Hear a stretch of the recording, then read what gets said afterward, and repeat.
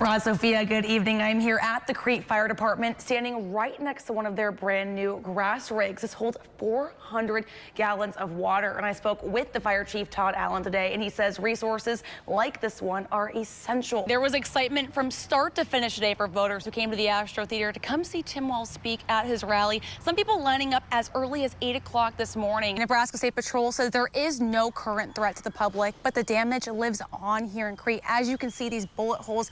People are eagerly waiting for the outdoor portion of this tree lighting ceremony to begin, but you can tell the excitement is in this room behind me.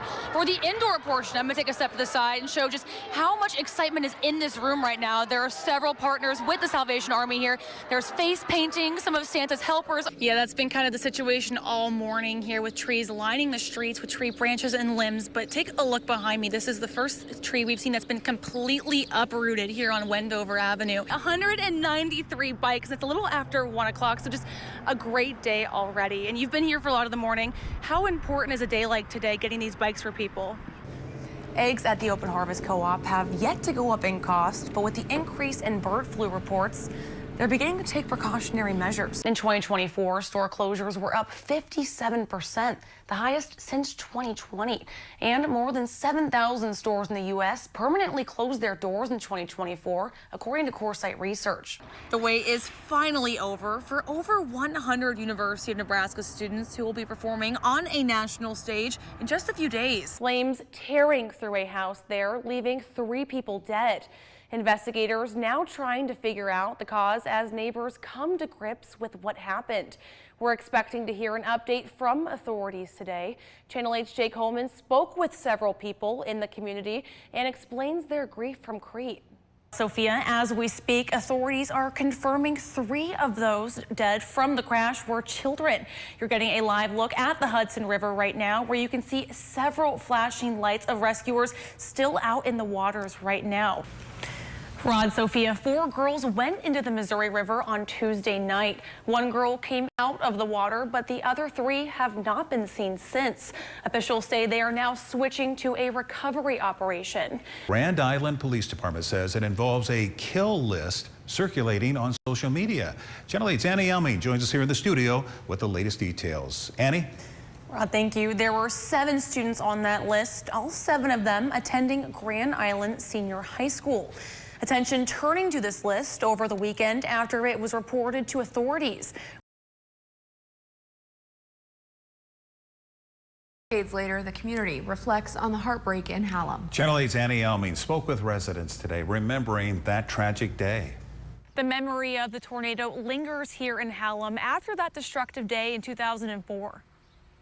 This was her house. This was before. And then this was after. Tonight, many in Hallam reflect on a memory from 2 decades ago, the scene of a town practically unrecognizable. Donna Ritchie remembering the feeling of being at home when the more than 2-mile-wide tornado hit Hallam. We were all together, and that was the main thing. I knew everybody was safe at the house. It just, mostly it was just the pressure in your ears and hanging on to everybody and just praying. Laura Edmonds was in Lincoln watching a movie at the time, later returning to find devastation. We could see on Hallam Road all the red flashing lights of emergency vehicles that way. And we're like, what happened? Because we had no idea there was a tornado. Edmonds tells me about her chilling conversation with the sheriff when trying to return home. And he said, where do you live? And we said, Hallam. And he said, well, I just came on shift, and I don't even know if Hallam exists anymore. Edmonds says the town was in utter disbelief. Take a look at your screen. These photos show the before and after of her home. Nothing about this made any sense, and we didn't have any answers because we weren't there. The community coming together, trying to piece together the remains. We were all just trying to figure out, okay, where are we? This was, okay, now I have to go this way. How do you get there carefully because we didn't have streets open yet? Helping hands in the community, restoring life into a broken town. When we moved back, it was just like coming home. Several tell me they were antsy with the recent threat of severe weather, fearing history would repeat itself. Reporting in Hallam, Annie Elming, Channel 8 News. In a town of just under 1,000 people, Friend Learning Center President Katie Spahn tells me everyone in the community feels the effects of a child care crisis. Now the town is coming together and getting creative to help address this need for families.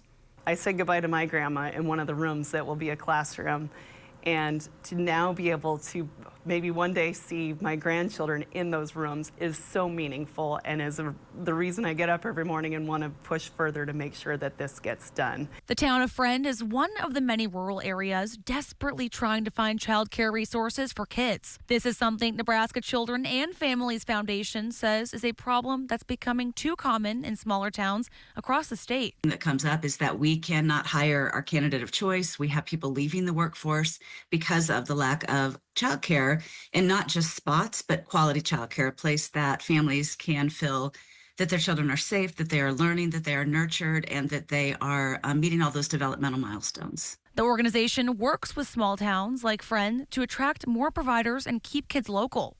We had numerous employers that were offering positions and were not able to fill them because the employees didn't have a place to take their kids here in town. After the largest child care provider in the town closed its doors, 99 kids are now without child care. This brought Spahn to the Friend community health care system, which wasn't utilizing their entire space. Largely, it is the emergency room only that is utilized, and that freed up a lot of space within the hospital for other opportunities for economic expansion. And that means on-call provider rooms will be turned into classrooms. 4 separate licensed family home centers will all be using the space with a capacity of 48 kids. Spahn says there is more work that needs to be done. The community are at a place where we're dying, and we don't want to be in that position. We have a lot of very proactive people in Friend Nebraska that want to invest and make this town better, and this is an important way in which we're able to do so. And the Learning Center plans on opening in August of this year to welcome kids in the community who have been waiting for education. Reporting in Friend, Annie Elming, Channel 8 News.